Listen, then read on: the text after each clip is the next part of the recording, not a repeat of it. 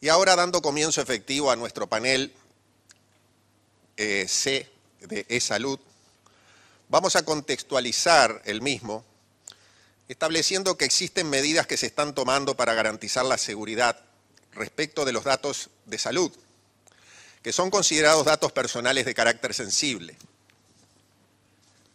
Las tecnologías de la información inciden en todos los aspectos de nuestra vida y la salud no es la excepción. La seguridad de las historias clínicas sigue siendo tema clave.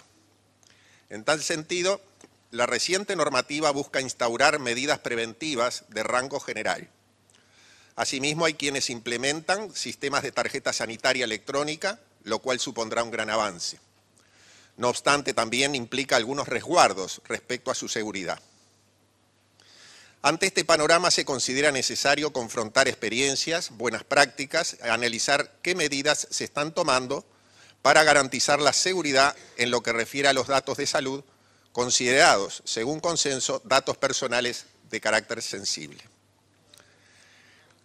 Contamos entonces en este distinguido panel con los expositores Carlos Del Piazzo, del Instituto de Derecho Informático, Devin McGraw, director de Health Privacy del Centro para la Democracia y la Tecnología, y Philip Evans, director general y socio de Boston Consulting Group. Este panel estará moderado, dirigido a su vez, por el señor Jesús Rubí, adjunto de la dirección de la Agencia Española de Protección de Datos. Con ustedes el panel. Muchas gracias. Buenas tardes a todos. Hay que hacer un complemento a la presentación porque se ha incorporado una última panelista, es Sarah Wynne Williams, que es manager de políticas de privacidad y políticas públicas de Facebook, que también nos va a acompañar esta tarde. Yo no voy a hacer más presentaciones que las que ya se han hecho porque vamos un poco mal de tiempo y voy a hacer una mera introducción de temas relacionados con este panel. La e-salud es un aspecto, una materia que abarca una diversidad de ámbitos, muchos de ellos interrelacionados.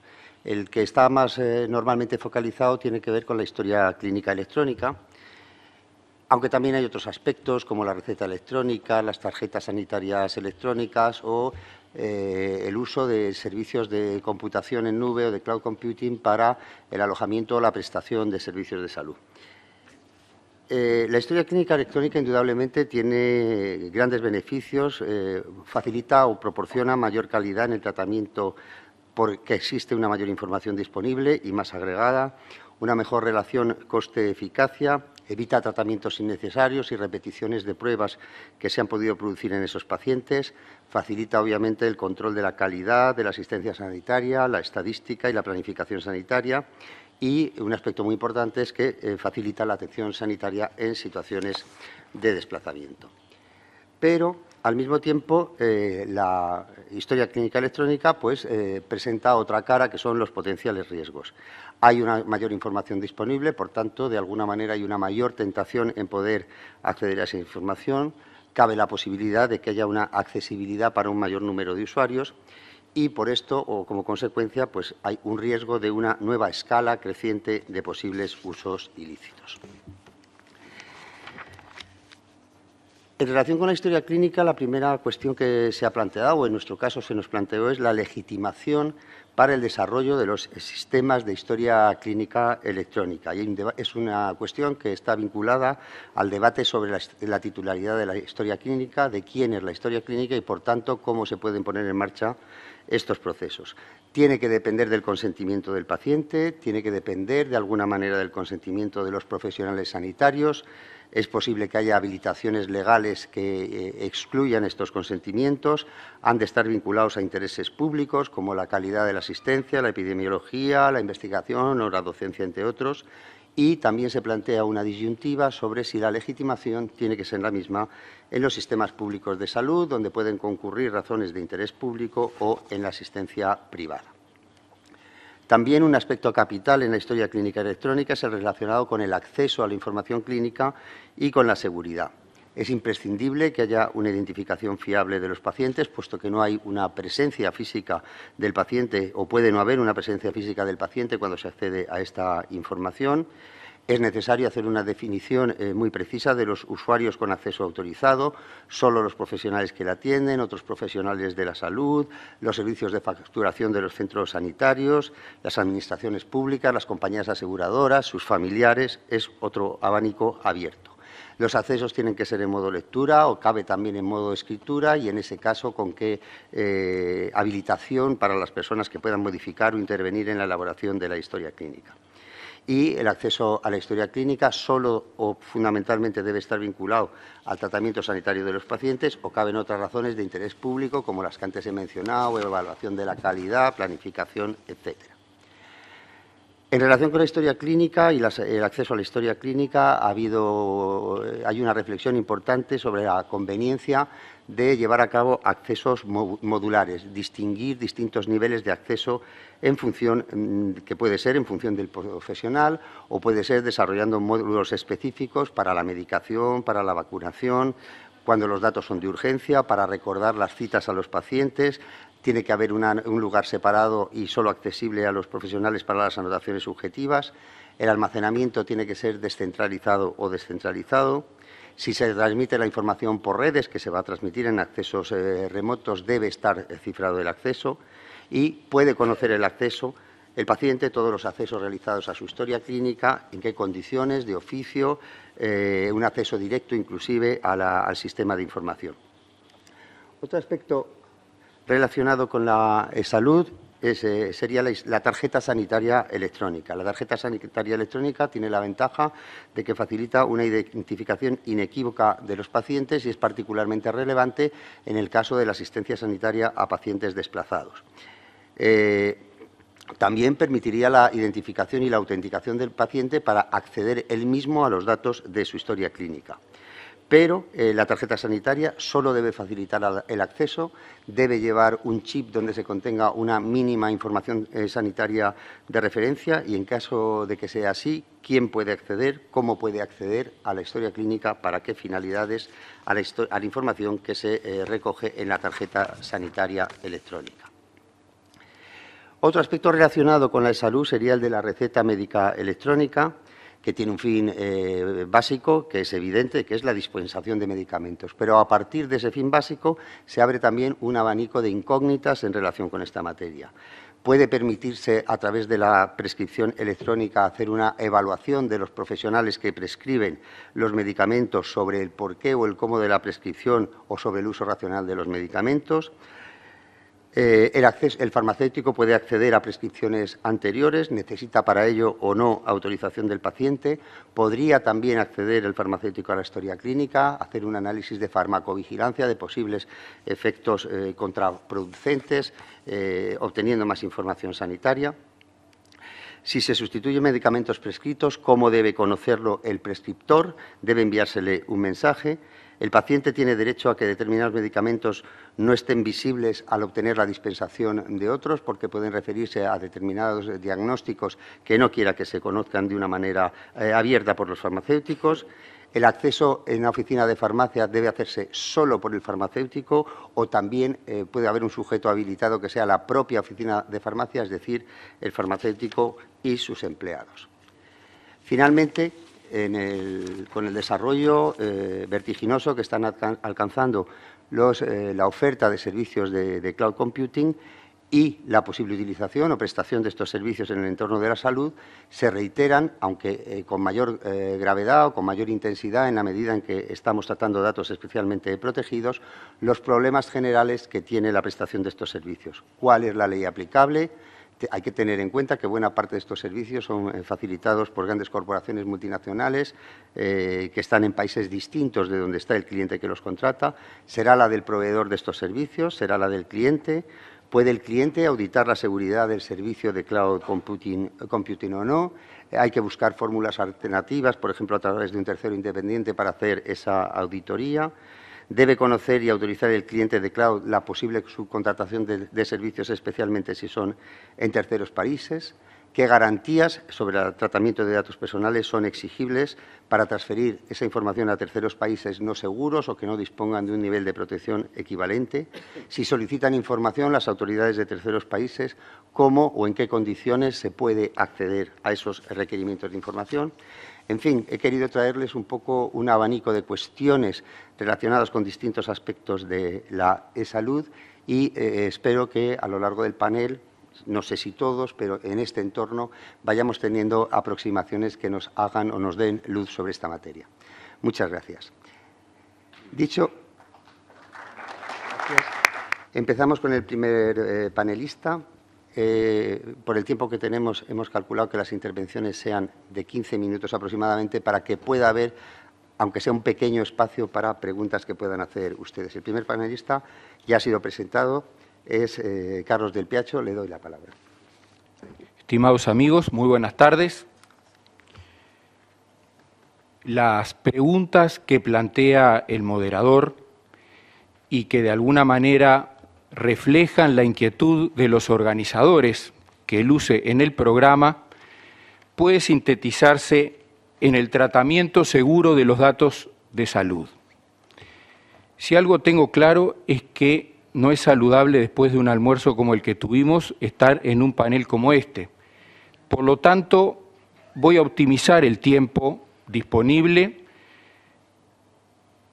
sentando algunas premisas básicas para responder a las preguntas que el moderador ha planteado y que yo he agrupado en 4 grandes cuestiones a responder.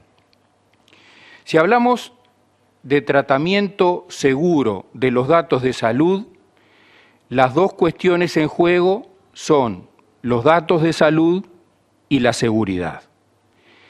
Cuando hablamos de los datos de salud, ordinariamente estamos hablando de ese conjunto de datos sensibles que dentro del género de los datos personales merecen en muchas legislaciones un tratamiento especial por su sensibilidad, por eso se les denomina sensibles, diría por la vulnerabilidad, por las cuestiones específicas que este tipo de datos plantea. Estos datos de salud, o también llamados datos clínicos, muchas veces son reducidos a aquellos datos que el médico consigna en la denominada historia clínica, sea que esa historia clínica se lleve en soporte papel, en soporte magnético o en cualquier forma de documentación convencional o moderna.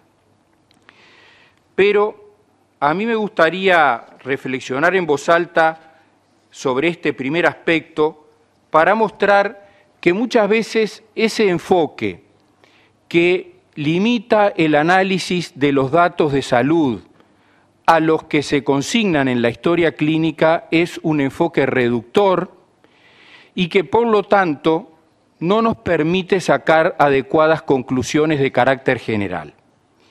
Y esto porque ordinariamente los datos que se consignan en la historia clínica, sea electrónica o no, son un tipo de datos de salud, pero en el derecho comparado y también en el derecho uruguayo se regulan específicamente otros datos de salud a efectos especiales o por las características especiales que ellos tienen.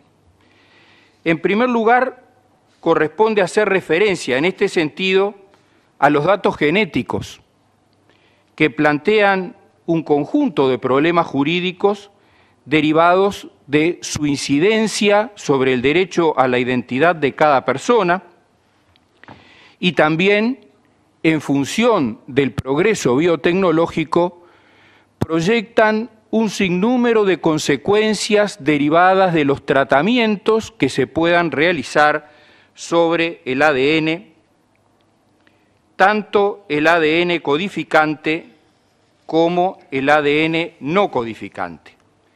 El tratamiento de estos datos en bases de datos pertenecen al más amplio capítulo de los datos de salud, meritan regulaciones especiales y son especialmente sensibles tanto para el titular como muchas veces se ha planteado ya en el derecho comparado y en la jurisprudencia acerca de la cuestión del patentamiento o no de los datos obtenidos de investigación genética. Además de los datos tradicionales de la historia clínica y además de los datos genéticos, otra especie es la de los datos resultantes de la investigación científica en seres humanos.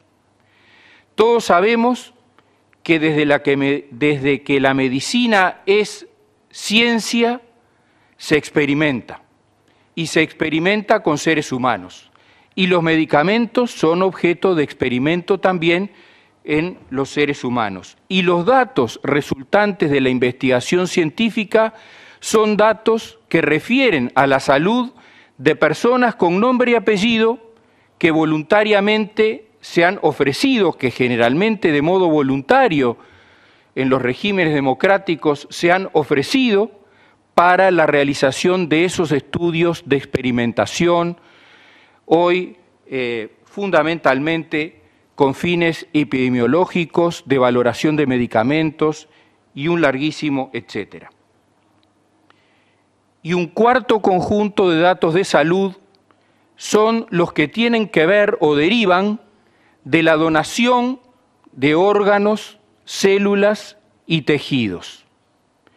El derecho en esta materia a nivel comparado y nacional ha tenido siempre una gran preocupación por cautelar de modo concreto y específico este tipo de datos.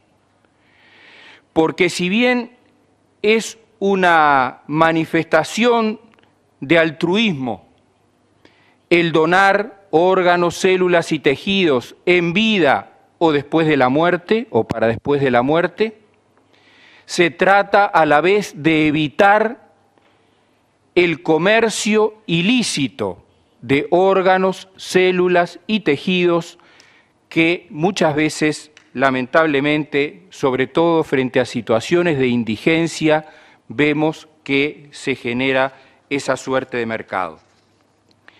En todos estos datos hay un común denominador, son datos de salud.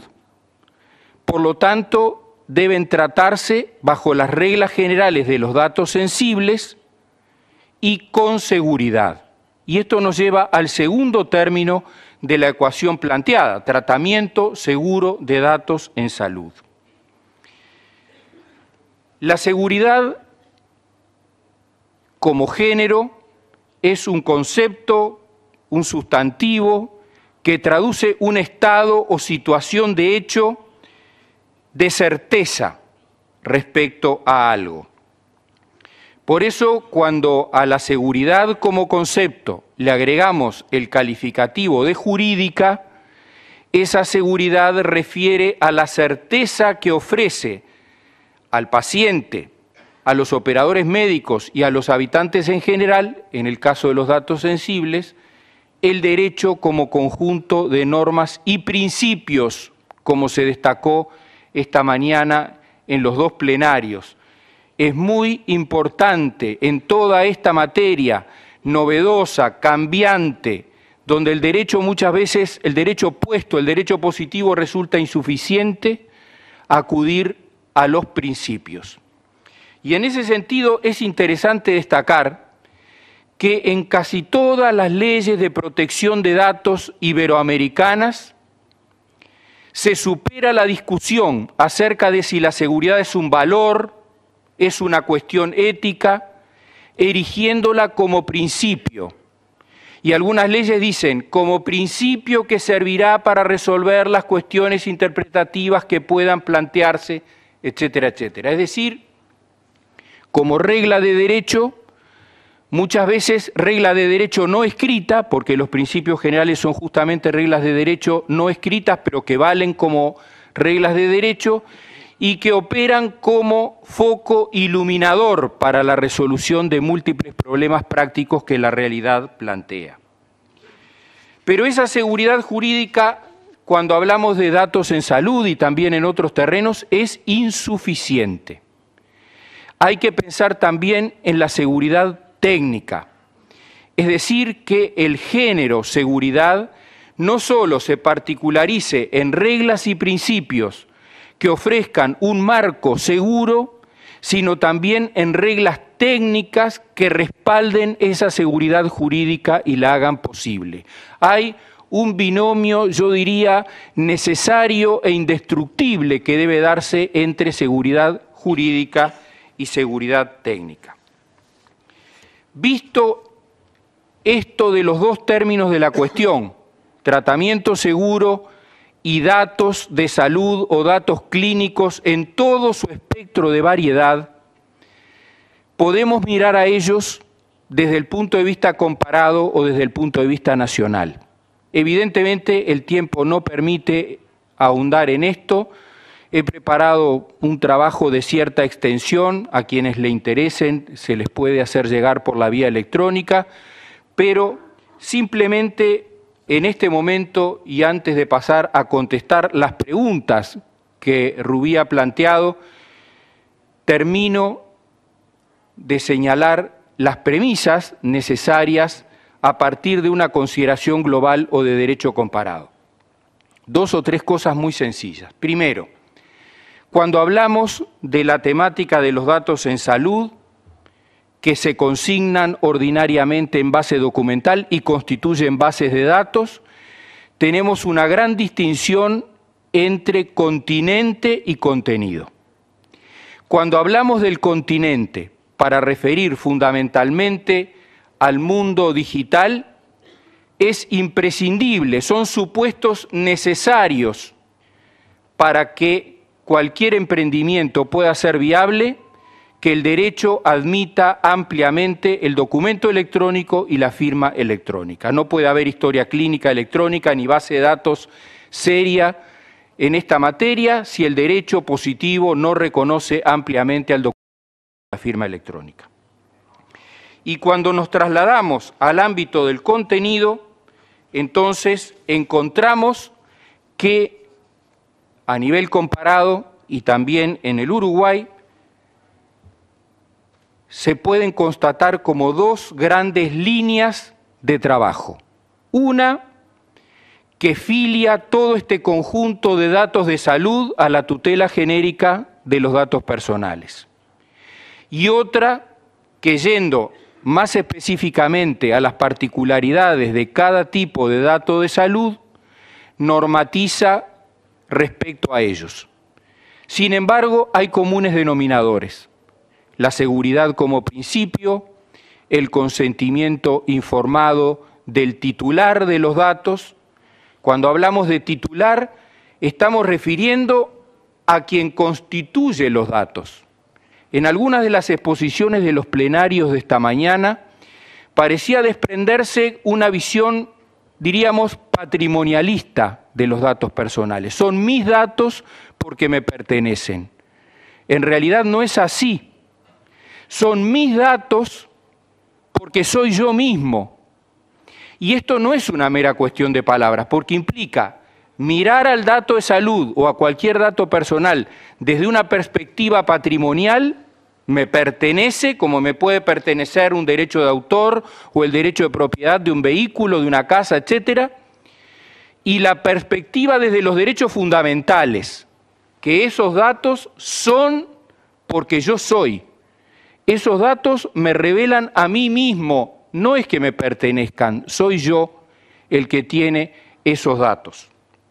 Y las palabras no nos ayudan porque mis, tiene, etcétera, traducen esa idea patrimonialista que creo que ya debe estar superada por un enfoque de esta temática desde la perspectiva de los derechos fundamentales. Con estas premisas,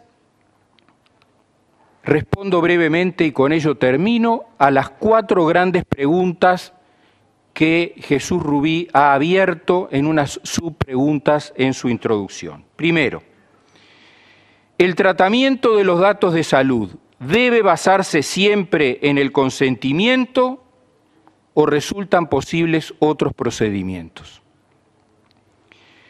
Aquí hay que hacer una gran distinción entre lo que tradicionalmente son dos cometidos del Estado distintos en materia de salud: la asistencia a la salud, tanto en el ámbito público como en el ámbito privado, y lo que es concretamente la salud pública como cometido esencial del Estado, para el cual nuestra Constitución y otras utilizan la expresión higiene pública.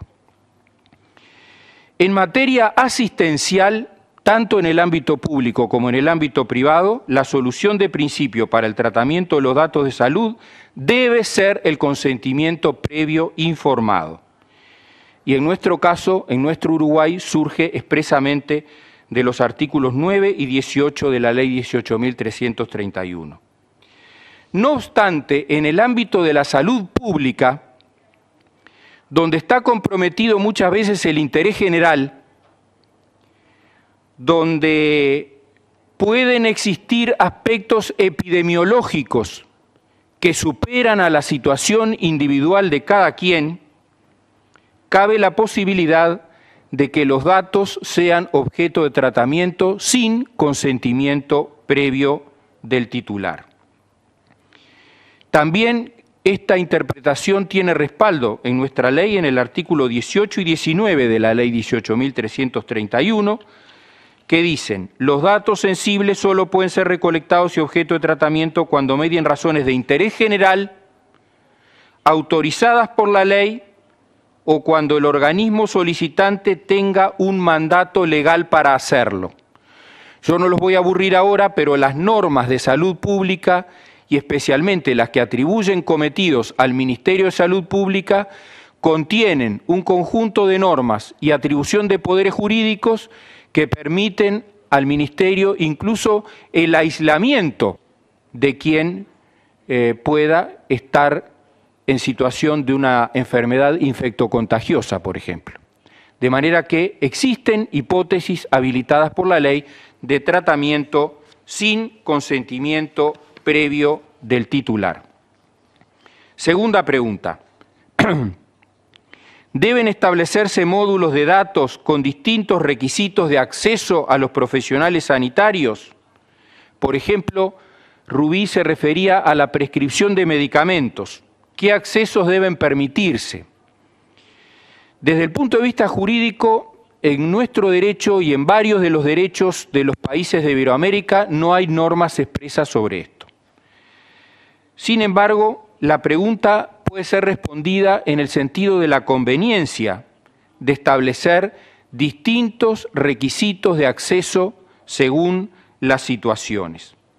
Para ello, deben tenerse en cuenta como focos iluminadores los principios generales aplicables y especialmente entre los que reconocen todas las leyes de protección de datos, los principios de finalidad y de responsabilidad. Asimismo, debe tenerse en cuenta que las leyes suelen contemplar la posibilidad de prescindir del consentimiento personal cuando los datos deriven de una relación contractual, científica o profesional del titular de los datos, hipótesis que se configura en muchos casos en las situaciones de atención privada o de los sistemas privados de salud en los que la relación entre el paciente y el sistema nace de una base contractual. Última pregunta. ¿Cómo abordar la protección de los datos de salud almacenados en dispositivos móviles o en otros soportes electrónicos? Creo que en este sentido el marco jurídico es claro en cuanto a la obligación de garantizar la seguridad y asumir las responsabilidades emergentes de no hacerlo. Por lo tanto, me parece que más que ante una cuestión de seguridad jurídica, se está ante una cuestión de seguridad técnica, aspecto sobre el cual el desarrollo de estándares ha avanzado mucho en los últimos años.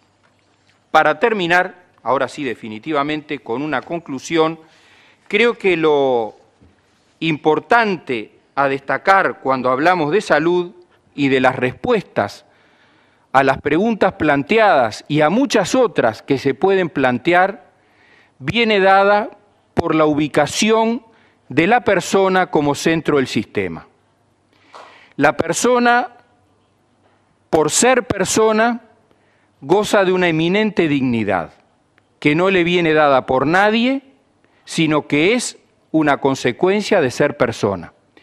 Esa dignidad lo ubica en una posición jurídica eminente frente a cualquier otro sujeto de derecho. Y por lo tanto, cuando se trata de datos de salud como una especie de los datos que configuran la individualidad propia de la dignidad de cada quien, evidentemente el modo de actuar, el modo de tratar los datos, los valores a poner en juego son los que rodean y adornan a esa dignidad eminente de la persona como centro de todo sistema jurídico en un Estado de Derecho democrático y social. Evidentemente, si otros valores o el Estado son puestos por encima de la persona, las respuestas podrán ser otras, pero en los sistemas en los cuales la persona es el centro del sistema, la seguridad será inherente a todo tratamiento. Muchas gracias. Nuestro siguiente panelista es Philip Evans. Tiene la palabra. If somebody could help me with the slide, I would appreciate it.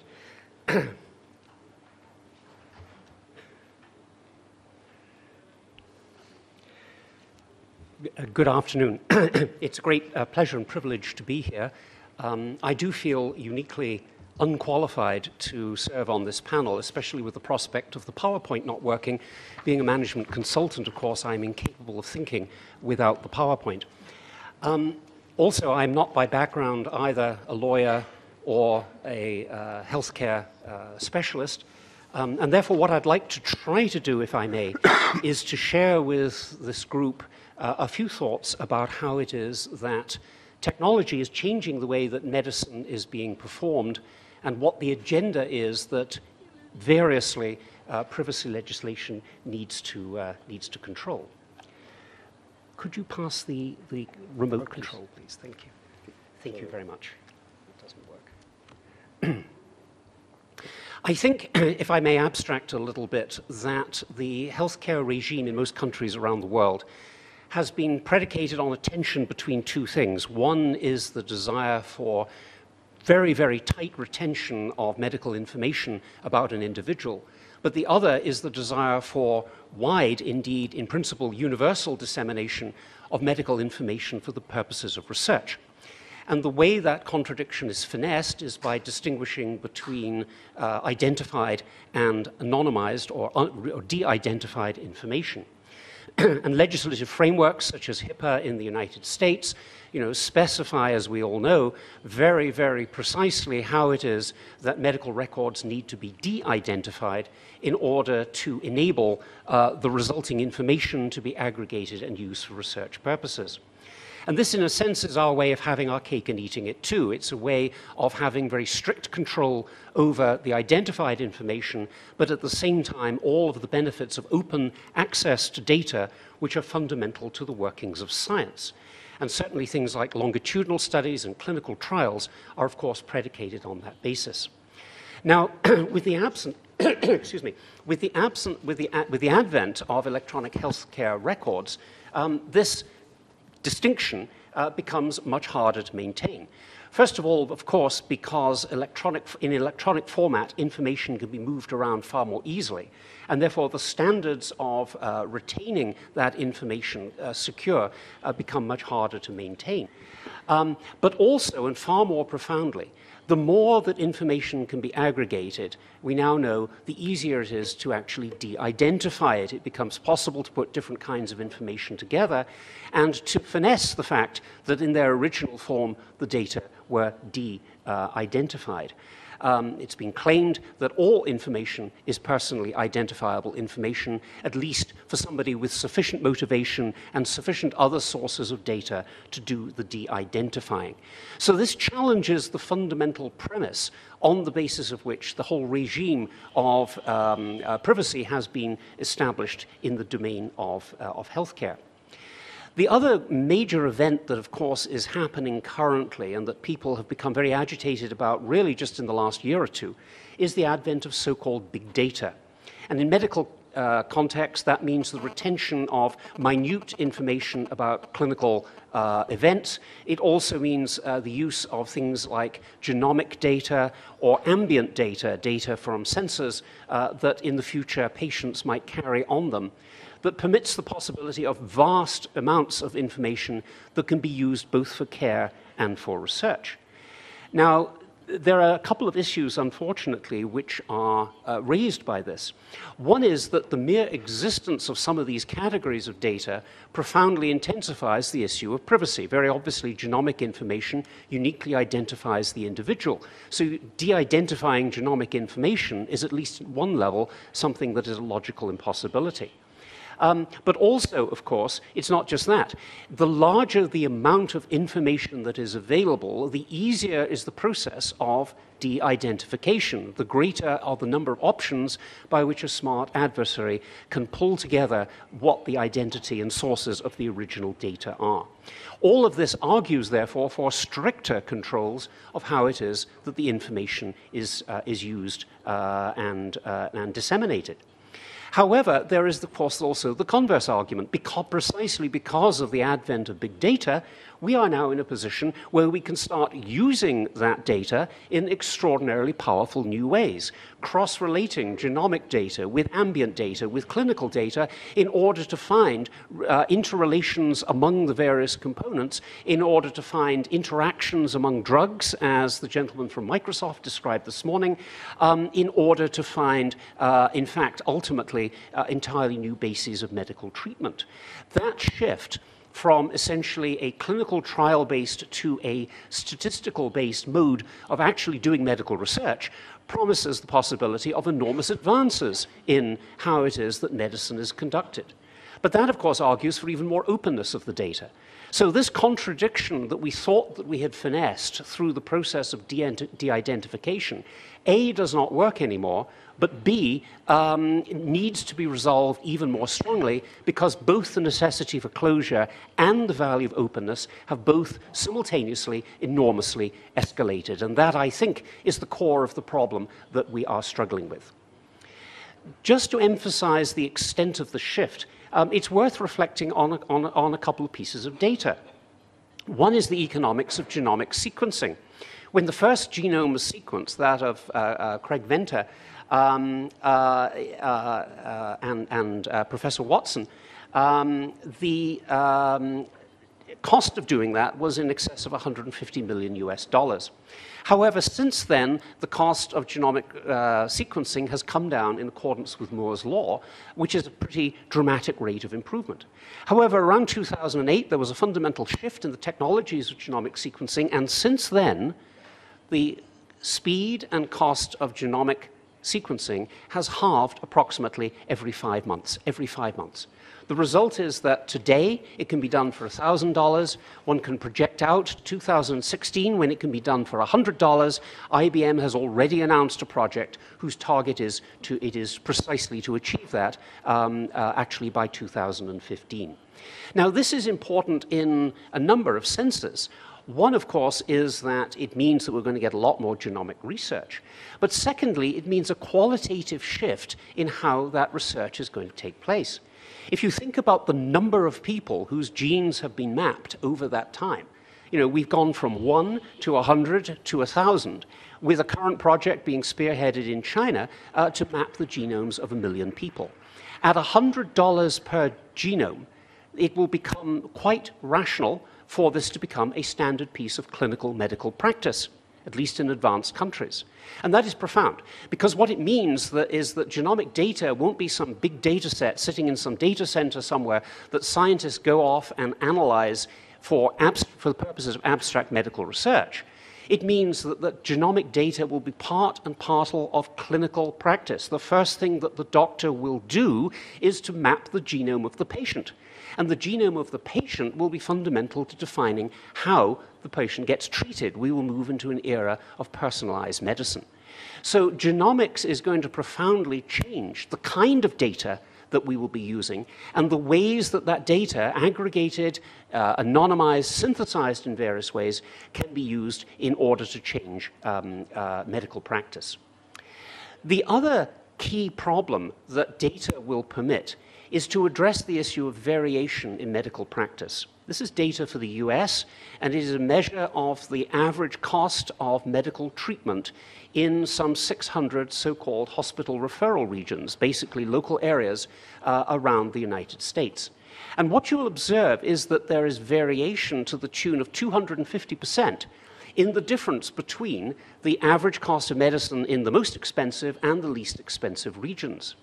You might imagine that that's due to factors such as the motivation of doctors or ambient factors relating to the environment, incidence of local illnesses, pay scales for doctors, incidence of teaching hospitals, and so on. All sorts of reasons why that ought to vary. But it turns out that if you take out all of those identifiable sources of variation, within the US, within Medicare, with the same set of motivations, the variation is a factor of 200%. And that variation is, in fact, associated with variation in quality, in the wrong direction. The higher the level of expenditure, in fact, the lower is the quality of the medicine provided. This is fundamental to the problems of US medicine. In fact, if you look at the data in other countries, although the variations aren't as extreme, it is in fact the same kind of principle. What's going on here? What's going on here is that doctors, in significant measure, learn their medical practice from each other.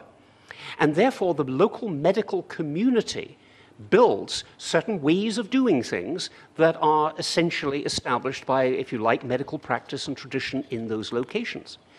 Key, therefore, to addressing this problem of massive variation in how medical care is provided is creating the data on the basis of which doctors or groups of doctors can see how they differ from their peers, can see how their medical choices differ from those choices made by others, not necessarily to force them to do it differently, but certainly at least to start a dialogue on what is the right way to do things. So registries, longitudinal studies, benchmarking, means by which doctors and primary care providers in general can understand variation in medical practice and deal with that becomes fundamental to how it is that the cost of medicine is going to be controlled and how it is that the quality of medicine is going to be increased. But all of that requires the exchange of data.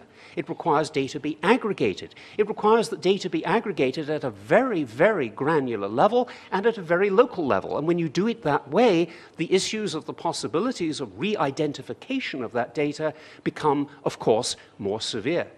So the tremendous potential of using data in order to reduce the, in many ways, pathological variation in the provision of medical care, in fact, collides directly with our desire to preserve anonymity. Now, there was, in fact, a famous story involving a governor, a Republican governor of Massachusetts. That governor was not the more famous currently Mitt Romney, but his predecessor, Bill Weld. Bill Weld, partly in the spirit of trying to encourage the exchange of medical data to improve the quality of coverage, announced a plan to release large amounts of data, anonymized, highly anonymized, carefully anonymized, in Massachusetts. A graduate student at Harvard University took that data and, doing some fairly simple analysis, was able to reconstitute Bill Weld's personal medical record, which she handed to him in a very public way. This scandal, of course, caused the rescission of those plans to publish that data in Massachusetts. But it raises the general issue, which is that, that it is no longer possible in a very, very simple and crude way to anonymize data. There was a wonderful study done by a couple of statisticians where they looked at the issue of degrees of anonymization and what it does to the extent to which you can infer patterns in the data. What is the trade-off between researchability and anonymity? And without going through the details of what exactly is on this chart, the key point is very simple, that you can they took a particular medical data set. They looked at different ways of anonymizing it. And what they found was that the more deeply you anonymize the data, moving to the right, and therefore the greater is the extent to which you are preserving privacy, To precisely the same extent, the more was the data no longer analyzable for the purposes of medical research. So the trade-off between the privacy issue, which is measured by the pink lines, and the research utility issue measured by the gray lines is a severe one. So I would suggest, in conclusion, that the implications of what technology is doing in medicine are that the old distinctions are in fact breaking down. It's getting increasingly hard for us to think about personally identifiable data versus anonymized data as if that was a clean distinction. It's getting increasingly hard to distinguish between data owned by the patient and data owned by the researcher, between data that is closed and data that is open. It means that whether we like it or not, we are moving into a world where it's all a matter of degree, where it's a continuum, and it's the continuum that both practitioners and regulators need to manage. Privacy technologies offer very, very clever ways of dealing with those problems. We heard a little bit about that this morning again. But the problem is, of course, that regulation is a very, very blunt tool to deal with or direct rapidly evolving technologies, even when what they are focused on is privacy. So we have this real tension between our desire to draw clean lines and the difficulties of doing so. It may be that one of the ways that we can best finesse this is to focus on trust, that the key is not so much controlling the data as controlling who it is has access to the data and what is the degree of trust that we as a society, we as regulators, or maybe the patient as an individual is willing to put in those with whom the data is shared. And that thinking of the focus of regulation as being around the definition of who can be trusted and for what purpose can they be trusted may actually be becoming more powerful as our ability to control the data itself diminishes. Thank you.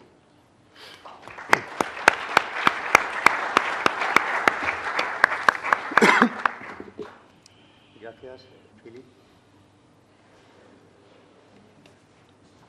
La siguiente panelista es David McGraw de Estados Unidos.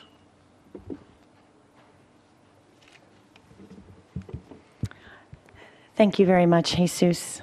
I'm Devin McGraw. I'm the director of the Health Privacy Project at a non-governmental organization called the Center for Democracy and Technology. We are located in Washington, D.C. in the United States. We also have an office in San Francisco.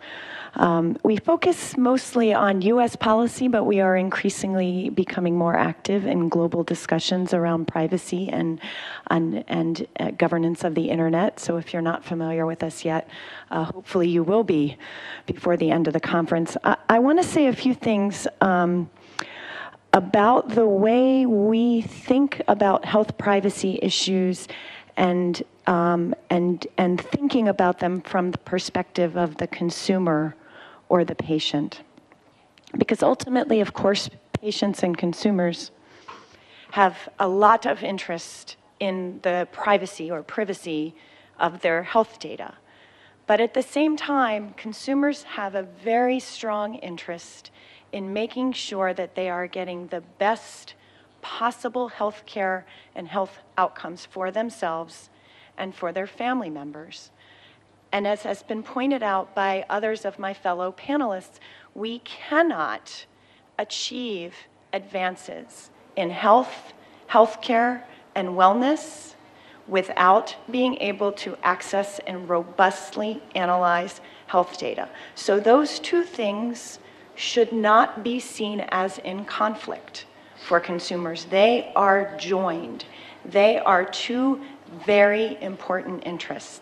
And so when we think about the way to resolve issues, creating policies around privacy and security for data, we need to also think about the needs that consumers and patients have for better health and how data provides the key to that. How do we then make that data available for analysis, analyze it much more vigorously than we do today, make sure that the healthcare system and the patients have the results of those analyses so that everyone can make better decisions going forward. And too often, I think we think of these things as being inherently in conflict. We will never move this forward. We will never resolve these questions if we continue to think about them as being in conflict. They have to be thought of together. So with that in mind, I want to talk a little bit about this big data concept and how that is also important for consumers, and also talk about something that maybe has not been touched on yet, which is the place where consumers are more actively sharing their data, which is in mobile applications, on the internet, on social networking sites, which is becoming of enormous benefit to them, but for which, from a privacy standpoint, we are still sort of grappling with what I think that means. So on the big data side, again, if you take as a given, as an assumption, which I do, that we do need to be analyzing this data in order to yield better health for consumers, how do we do that and still protect privacy? One tool which has customarily been used and which Philip spoke to in detail is de-identification of data, having that data in aggregate form, having that data masked or perturbed or hashed in a way so that you have a rich set of data to examine, but you don't, without some effort, you cannot see the individual people in that data. It is the case that de-identification methodologies are increasingly coming under scrutiny, as they should be. We will not be able to use de-identification as a tool for protecting privacy if we do not carefully manage the processes for de-identification, upgrade the algorithms that are required to be used, and most importantly, something we do not have in the United States, a prohibition against re-identifying that data, except in circumstances that are justifiable from a public policy standpoint, such as to notify someone that they have a disease or a genetic mark or something of that nature. So we typically treat de-identified data as though it raises zero risk to individuals, when in fact there is some residual risk, and we need to be able to deal with that residual risk from a policy standpoint, which we haven't been.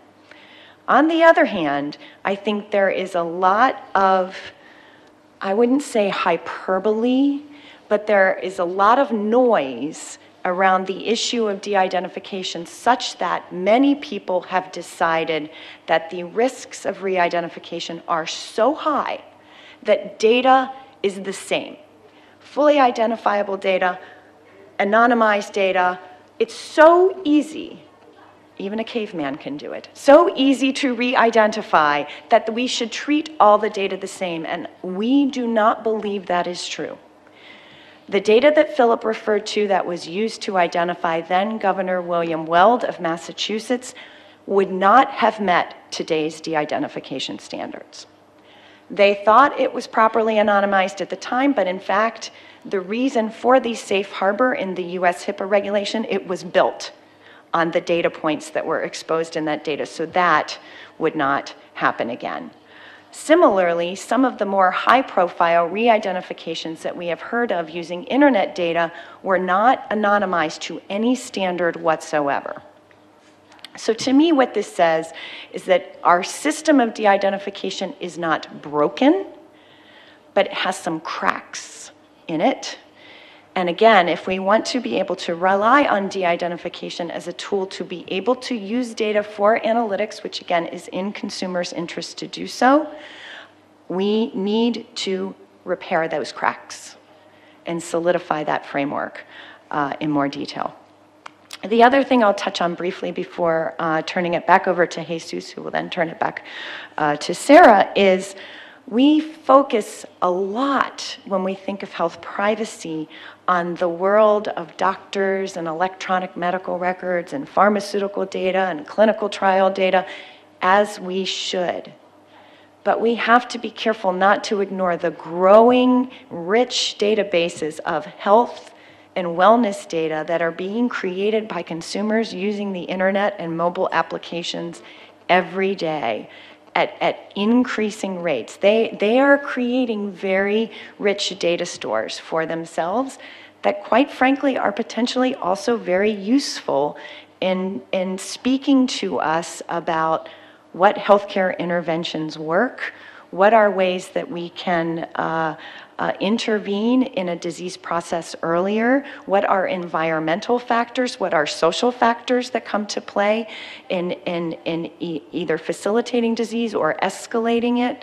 How do we stop that? There is some very interesting work being done by traditional internet companies looking at the rich data that's coming in from consumers and saying, they're realizing that there are some things that they can figure out from that data. At the same time, there are also very strong commercial interests around those data with commercial companies that if we want consumers to continue to feel comfortable using these tools as effective ways to manage their own health, to manage their family's health, we need to do, I think what Philip said, to build that trust. And how do we do that both through legal regimes and through company best practices? So I'll stop there. I hope we do end up with some time for questions, and I thank you for the opportunity to speak to you today.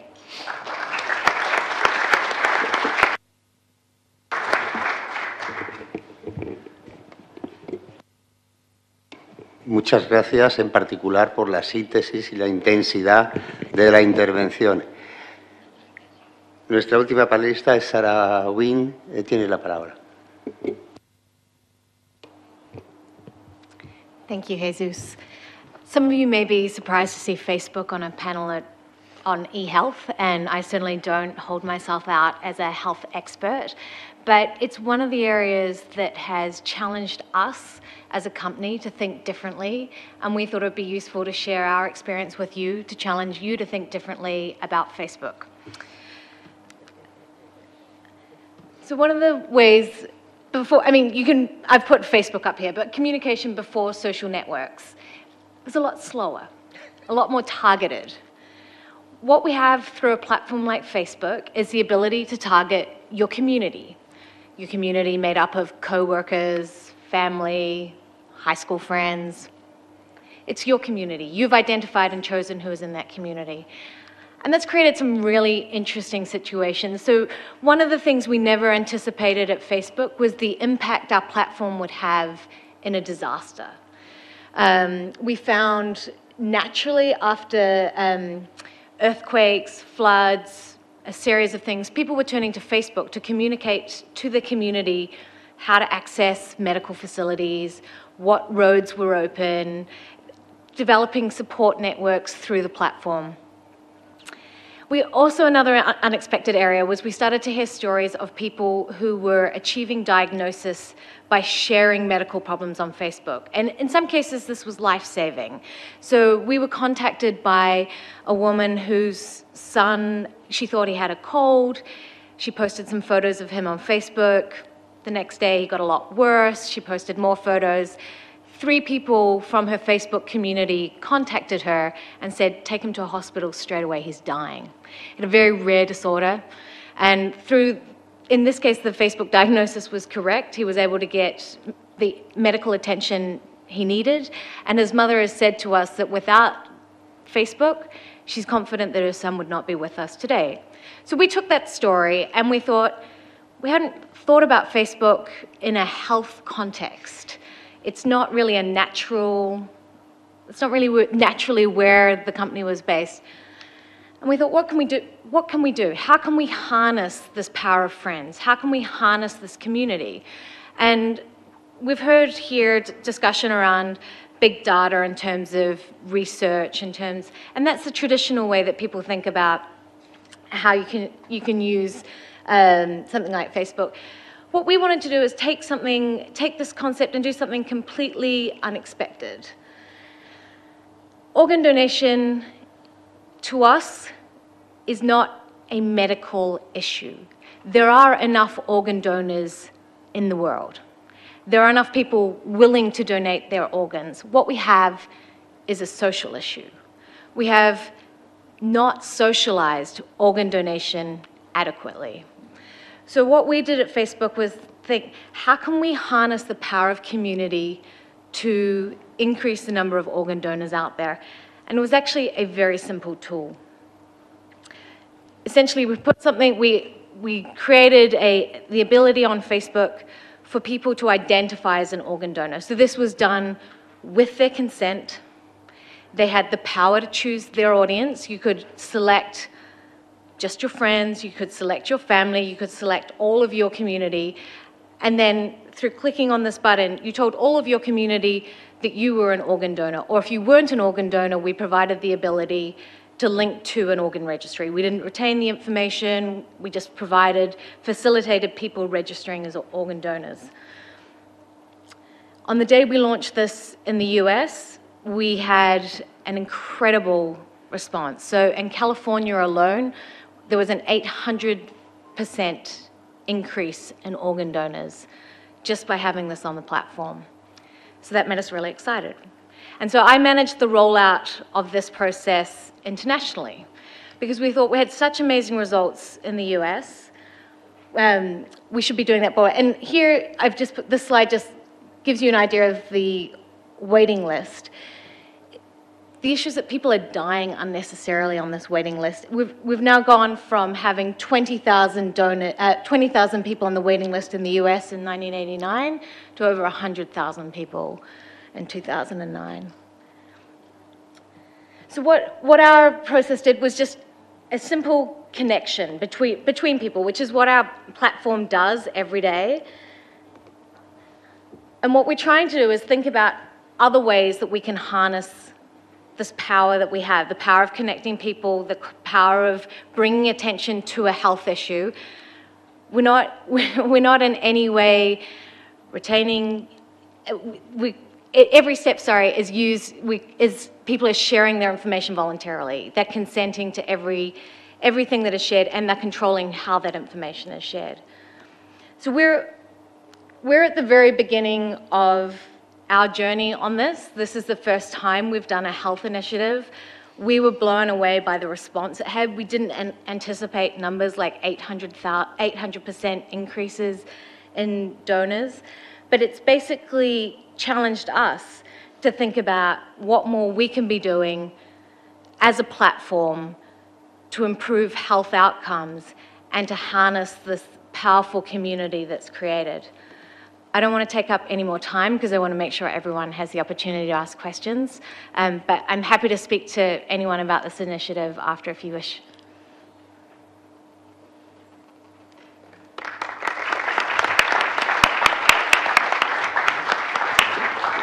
Muchas gracias, Sara. Como han podido percibir y por las caras que se ven desde aquí arriba se aprecia, la pluralidad de enfoques es extraordinariamente notable. Hay algunos puntos de aproximación que también se discuten, la anonimización que excluye la privacidad, tiene garantías o no tiene garantías suficientes y una nueva categoría que es la confianza como fundamento del tratamiento de los datos de salud. Y aquí yo no sé qué es antes, el huevo o la gallina. La privacidad genera confianza o la confianza garantiza la privacidad. En todo caso, tenemos aproximadamente 15 minutos para que ustedes puedan plantear las preguntas que consideren oportunas.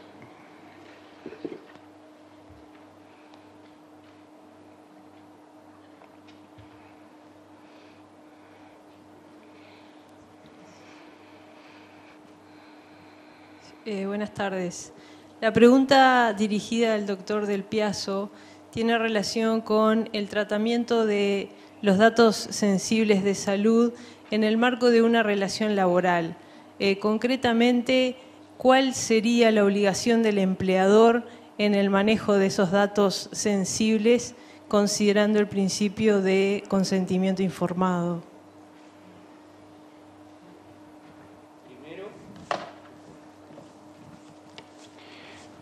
Primero, habría que referir al principio de limitación en orden a la colecta de los datos de ese trabajador. ¿Para qué se necesitan los datos por parte del empleador? ¿Con qué finalidad?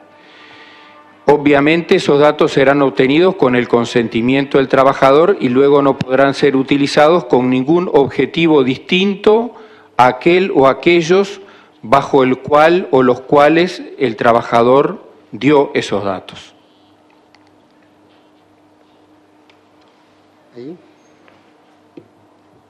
Yes, good afternoon. My name is Paul Breitbart. I work for the Dutch Data Protection Authority.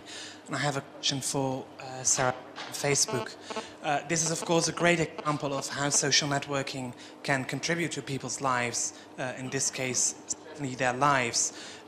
But medical data is using. Are you telling statistics, for example, of influenza viruses going around the world by people indicating on their status that influenza? Is that information that is being collected or shared somehow, maybe of other diseases as well?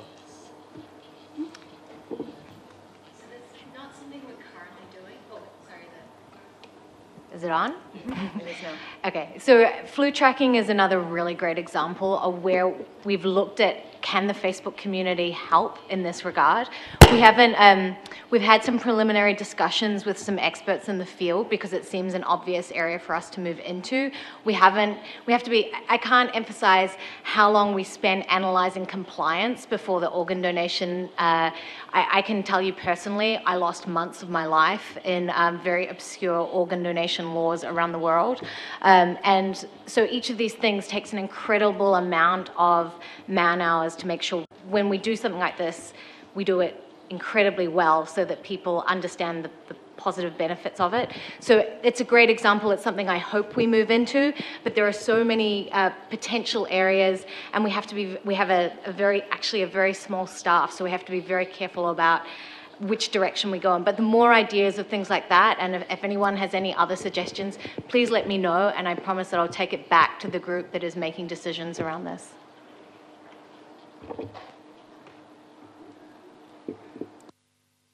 Aquí, por favor.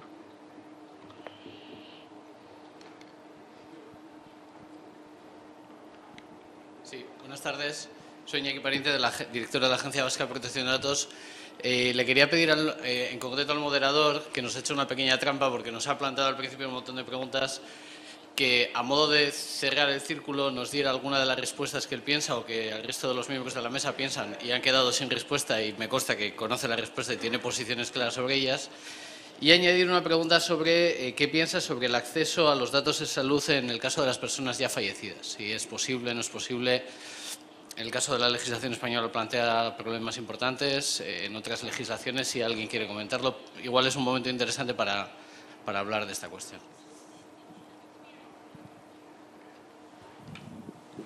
¿Alguien quiere comentar?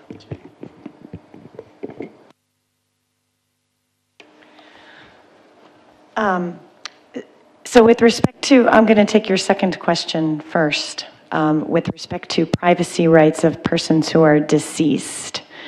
In the United States under HIPAA, people who are deceased do still continue to have some privacy rights. It's a bit easier to be able to access their data for research purposes, but the basic rules around who can access the data and for what reasons and when family members can access it typically remain in place even for those who are deceased. Although the agency in charge of the law, which is the Office for Civil Rights within the Department of Health and Human Services, announced a proposal or asked for comments on a proposal to end privacy rights at the time of death. And whether or not they will finalize that or not is unclear. From a consumer standpoint, the issue that I'm most concerned about is, again, it goes back to trust. People will not want to seek health care or will be reluctant to do so if they think that their secrets can be exposed. And that might include secrets being exposed after death, particularly if the person has a stigmatizing or very sensitive condition that they didn't want anyone else to know about. And their interest in preserving that may, in fact, precede their death. because if their reputation of themselves as living is in one way, then the exposure of information that they never wanted to be exposed damages that. They, of course, do not know this because they are deceased, but it can have an impact on the family members and probably more importantly, has an impact on the living in terms of their own willingness to seek care. If they think that after they die, all of those secrets can then be exposed. So those are the considerations. I think if you think about the value of that data for family history types of research, for genetic research going forward, if there are ways to be able to utilize the data but prevent the linking of the information to the individual, and this gets back to the conversation that we had earlier about just how well are we de-identifying data, and is that policy framework a sound one? I think it gets back to that. Our moderator asked us 4 questions, and I will just give my thoughts on one of them because it could take quite some time, and others I would want them to have a chance to answer too. On the issue of consent, this is a very, very difficult issue, and whether patients should always have the right to consent before their data can be used for a particular purpose is one that we have struggled with as a community for a very long time. I think it's important to continue to always think about giving patients choices when we can and when it's effective in protecting their privacy to do so. But I think we also have to think about other considerations with respect to our needs for that data and being a little bit better about paying attention to the other fair information practices like openness and transparency and security and data minimization and collection limitations so that we're not over-relying on consent. Because I think there's a growing body of literature out there that shows it doesn't work as well as we think it does.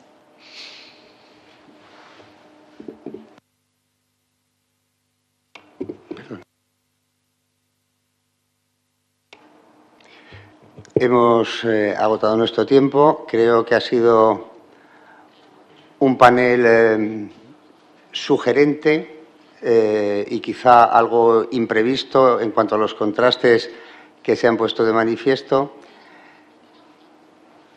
Quizá como un punto de referencia, en fin, muy genérico, pero estructural para tener en consideración en las distintas perspectivas que se han planteado. En unas se ha acentuado más la decisión propia del paciente, en otras se ha focalizado más intensamente el reconocimiento de otros intereses fundamentalmente relacionados con la investigación y la mejora de la práctica médica que haría o justificaría el sobreponerse o el prescindir del consentimiento de los pacientes, más la utilidad de los intercambios de información en nuevos servicios en Internet. Yo, quizá para terminar, apuntaría que en ese contraste de intereses, quizá el elemento crucial es el de tener que hacer una valoración de cuál y cómo y en qué manera y con qué garantías es el interés público predominante, y esa función pienso que en una medida importante debe atribuirse al legislador. Muchas gracias por su asistencia.